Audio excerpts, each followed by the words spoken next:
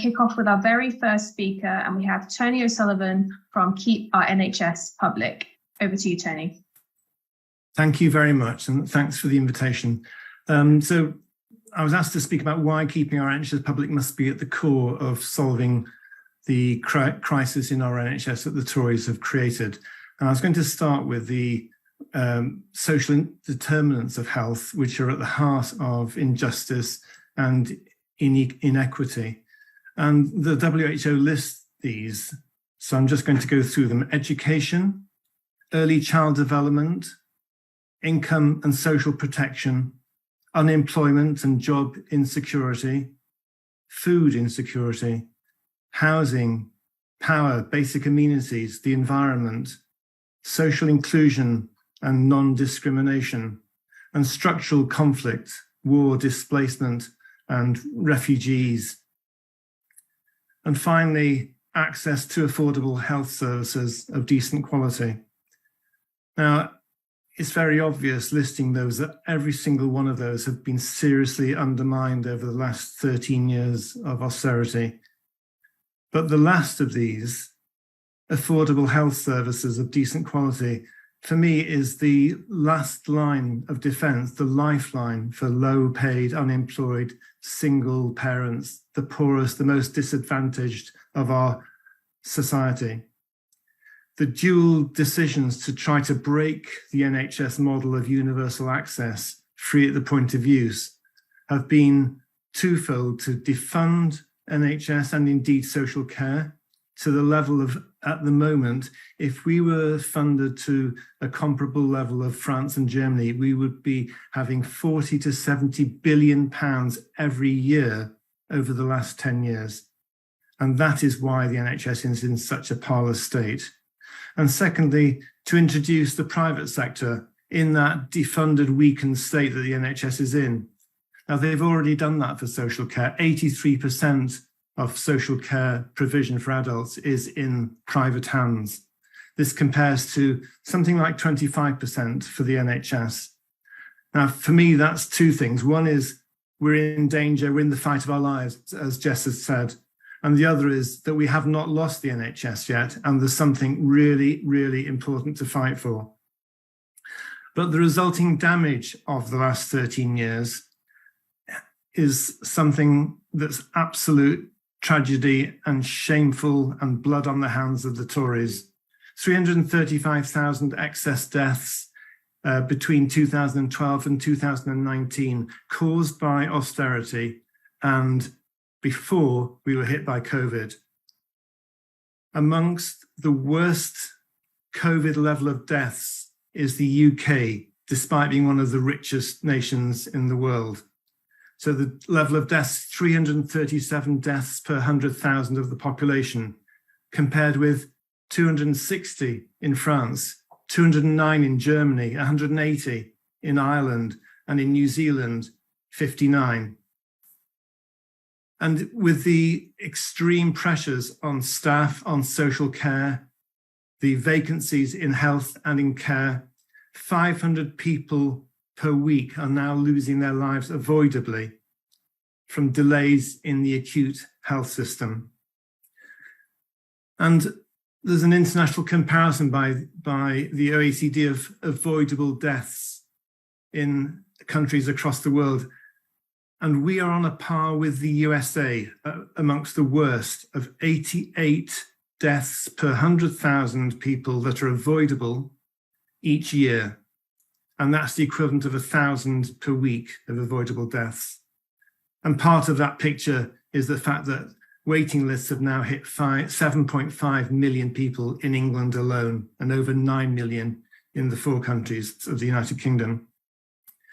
Now, investing in the NHS, and investing in social care, investing in education actually makes sense even for a capitalist looking for a successful economy.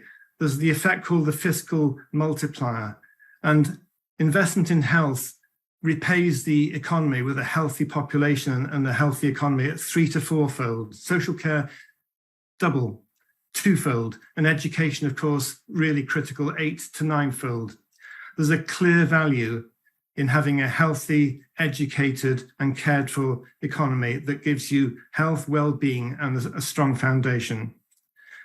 I've just been part with Keep Our NHS Public, been part of the development of a report called the Rational Policymakers Guide to the NHS. And it's basically saying, it's authored by 99%, and the author is Professor Mark Thomas. It's basically saying that the model, when funded, is the most democratically accessible, the most efficient, and in fact, the most cost-effective too. And if you were rational, you would invest in the NHS, and any other model is going to cost more. And 70% of Tory voters blame the Tory government for the state of the NHS. The vast majority of the population want to retain the social solidarity model of directly publicly funded NHS healthcare. And most of the population, although fewer, most of them want public provision. Some don't seem to mind yet whether it's provided by the private sector or the public sector. But something then on the role of the private sector, why those people are actually misguided. Now, Tony Blair's commitment was to private sector competition versus the NHS and on the grounds of increasing patient choice. And he introduced, and he was praising this, self-praising himself yesterday in that interview with Sky News, independent sector treatment centres. He promoted those, and Patricia Hewitt as the Secretary of State, and they were explicitly to challenge, through the challenge of competition, those centres would stimulate reform and improve efficiency in the NHS. And that word reform sends shivers down my spine, and I don't want to hear that as the top level message from the Shadow Health team. NHS staff were actually seconded from the NHS to the independent sector treatment centres in order to make them function. 25% of the capacity of those centres, those private centres, was mandated by the government to be transferred NHS waiting lists to those centres, even though the NHS could have managed those patients. That experiment was not the solving of the waiting list crisis. It was costly, it was ineffective, but it left companies like Ramsay, Care UK and Spire with a £350 million subsidised foothold in the NHS. In fact, the government at that time also funded the NHS very well, and it was successfully a brilliant health service for the whole population. So patients, by and large, did not want to make that choice. They wanted the NHS. They wanted it close to their homes. Now they're being forced to make that choice. Now we've got a two-tier system developing after 13 years of this government.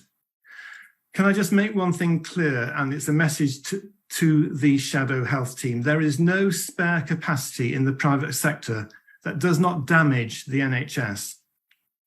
What the private sector does, it's more costly, it's profit-driven rather than patient-centred, there's conflict of interests, conflict of motivation, cherry-picking, it's weighting the intensity of work onto the NHS by taking all the relatively easy patients and leaving the most complex and vulnerable patients to the NHS. There's a track record of failures. We can go into that more later. It develops low wages with hundreds of thousands of people outsourced to those companies with bad terms and conditions, disgracefully.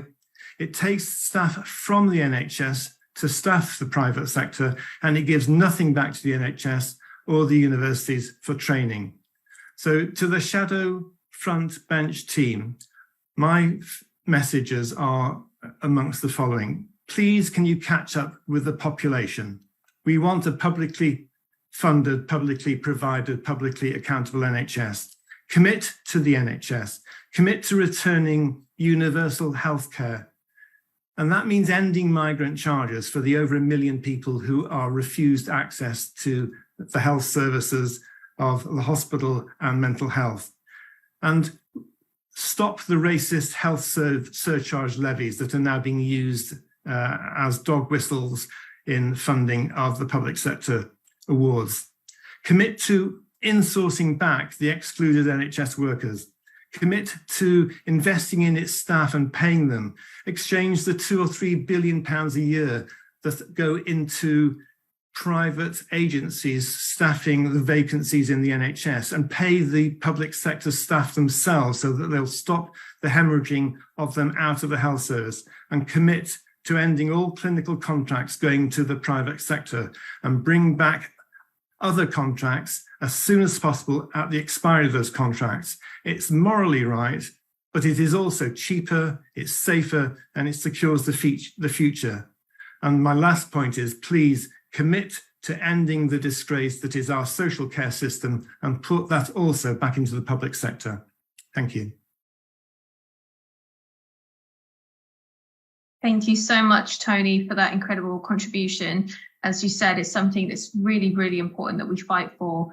And I think that message should be heard loud and clear by the front bench. And I'm sure everyone on the call tonight stands with you completely.